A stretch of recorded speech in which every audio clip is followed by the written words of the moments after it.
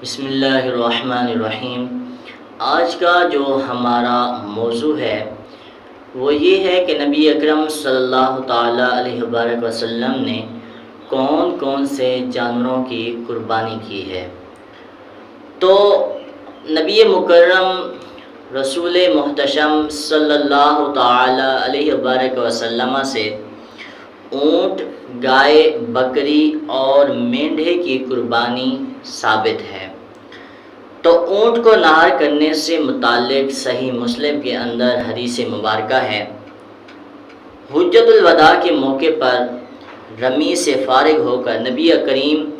صلی اللہ تعالیٰ علیہ وبارک وسلم قربان گاہ کی طرف تشریف لے گئے اور اپنے مبارک نورانی ہاتھ سے 63 اونٹوں کو نحر فرمایا۔ پھر حضرت علی رضی اللہ تعالیٰ عنہ کو اجازت عطا فرمائی اور انہوں نے بقیہ اونٹوں کو نحر فرمایا۔ اونٹ کو نحر کرنے سے متعلق سنن ابو داؤد میں حدیث مبارکہ ہے کہ آقا علیہ الصلوۃ والسلام کی خدمت میں 5 یا 6 اونٹ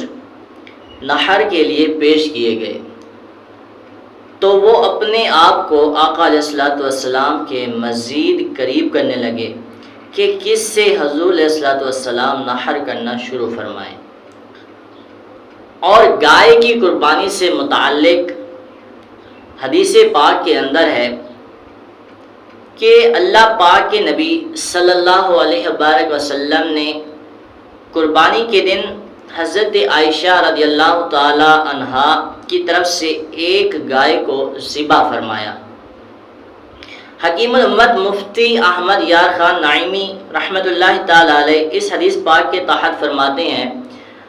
گائے کی قربانی بھی سنت رسول صلی اللہ تعالی علیہ وبارک وسلم ہے۔ حجت الوداع کے موقع پر گائے قربان کرنے سے اس کے اندر حوالہ جو ملتا ہے کہ بے شک آقا علیہ الصلوۃ والسلام نے حجت الوداع کے موقع پر اپنے گھر والوں کی طرف سے ایک گائے کو ذبح فرمایا۔ اور مینڈھے کی قربانی سے متعلق صحیح بخاری کے اندر حدیث مبارکہ ہے کہ آقا علیہ الصلوۃ والسلام نے مدینہ منورہ میں سینگوں والے سیاہ و سفید رنگ والے 2 مینڈھوں کی قربانی فرمائی۔ حضرت عائشہ صدیقہ رضی اللہ تعالی عنہا فرماتی ہیں کہ آقا علیہ الصلوۃ والسلام نے سینگ والے مینڈھے کو قربانی کے لیے لانے کا حکم دیا،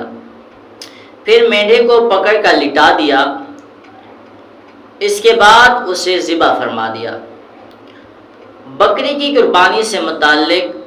مجمع الزوائد میں ہے کہ آقا علیہ الصلوۃ والسلام نے حضرت حکیم بن